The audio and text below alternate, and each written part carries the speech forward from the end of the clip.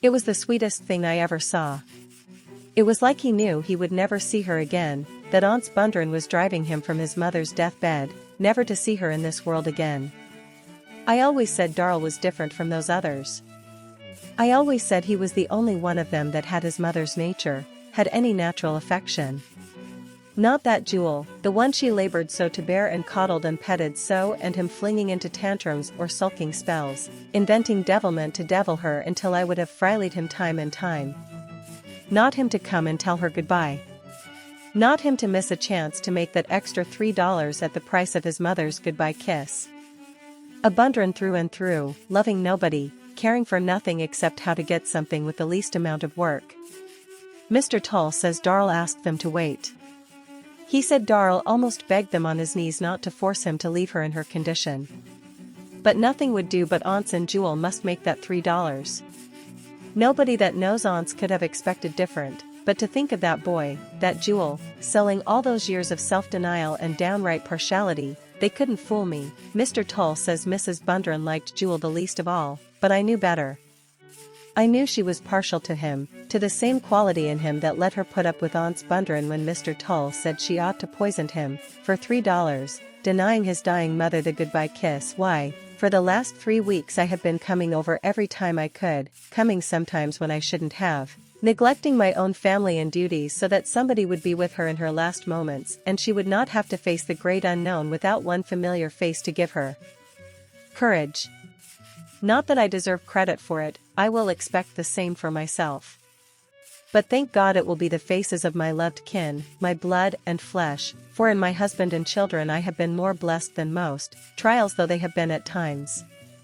She lived, a lonely woman, lonely with her pride, trying to make folks believe different, hiding the fact that they just suffered her, because she was not cold in the coffin before they were carting her 40 miles away to bury her, flouting the will of God to do it. Refusing to let her lie in the same earth with those Bundrens. But she wanted to go, Mr. Tull said. It was her own wish to lie among her own people. Then why didn't she go alive? I said. Not one of them would have stopped her, with even that little one almost old enough now to be selfish and stone-hearted like the rest of them. It was her own wish, Mr. Tull said. I heard Aunts say it was. And you would believe Aunts, of course, I said. A man like you would. Don't tell me. I'd believe him about something he couldn't expect to make anything off of me by not telling, Mr. Tull said. Don't tell me, I said. A woman's place is with her husband and children, alive or dead. Would you expect me to want to go back to Alabama and leave you and the girls when my time comes, that I left of my own will to cast my lot with yours for better and worse, until death and after? Well, folks are different, he said. I should hope so.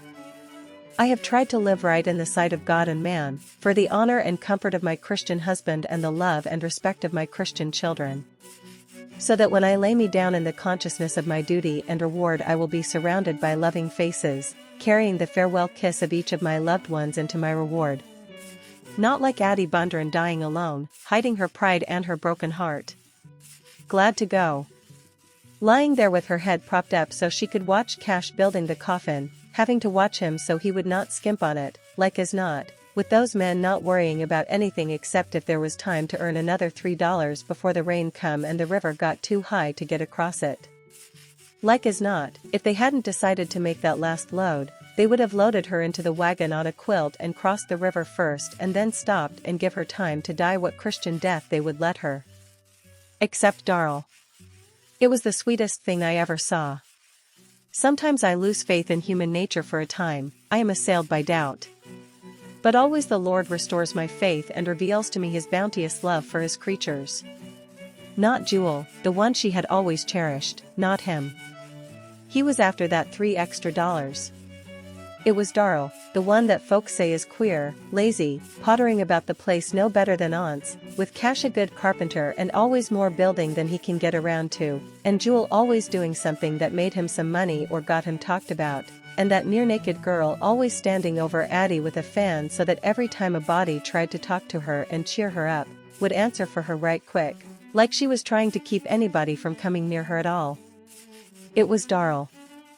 He come to the door and stood there, looking at his dying mother. He just looked at her, and I felt the bounteous love of the Lord again and his mercy. I saw that with Jewel she had just been pretending, but that it was between her and Darrell that the understanding and the true love was. He just looked at her, not even coming in where she could see him and get upset, knowing that Aunts was driving him away and he would never see her again. He said nothing, just looking at her. "What you want, Darrell?" Dewey Dell said, not stopping the fan, speaking up quick, keeping even him from her. He didn't answer. He just stood and looked at his dying mother, his heart too full for words.